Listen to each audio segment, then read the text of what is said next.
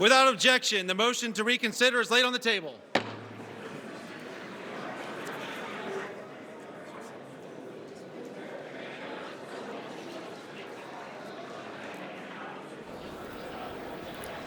All right, Jay, thank you. If you'll stand by with us, I want to bring Mary Bruce back in from the White House. All right, so Mary, this has passed at this point, so the government will reopen. Give us a sense now.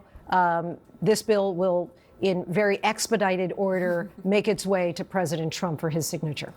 It's a rush order on this bill tonight, Lindsay. The president wants to get this signed tonight in short order. He plans to sign this in front of the cameras in the Oval Office at 9:45 tonight. That is very quick by D.C. standards. It can often take a lot longer for a bill to be enrolled, go through the official process, make its way up here to the White House. But when they want to rush it, they can. And that is what the president plans to do tonight. And that is so the government can reopen tomorrow. And as we were discussing, workers have been told that they need to be back at work tomorrow morning, ending the longest government shutdown in U.S. history.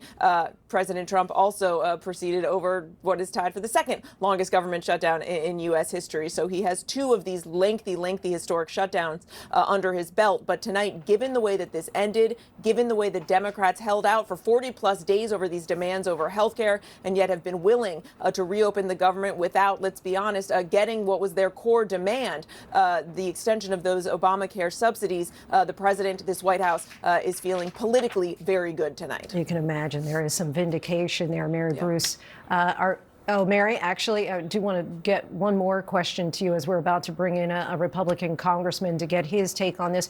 But your thoughts on we heard from the Speaker of the House, Mike Johnson, earlier talking about how he was upset about that last minute, I guess we could call it a provision that Senate Republicans slipped into this bill.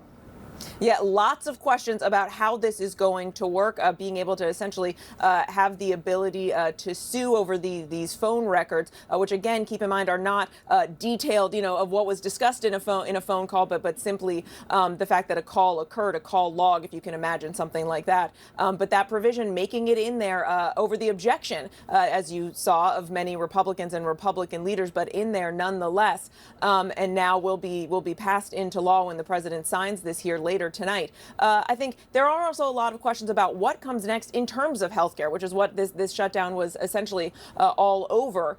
Democrats do feel that even though they eventually agreed to go ahead and compromise and end this shutdown, that they at least elevated the issue. But that doesn't change the fact that health care costs are about to skyrocket for millions of Americans. And the president and this White House knows that that is a challenge as well. The question is, what exactly is he going to do about it? And the president has said that he wants to see a new approach to health care. He's floated this idea that the administration would directly pay Americans to cover their health care costs. The president still has not put forth a meaty health care proposal. We, of course, remember on the campaign trail, he famously said he has concepts of a plan.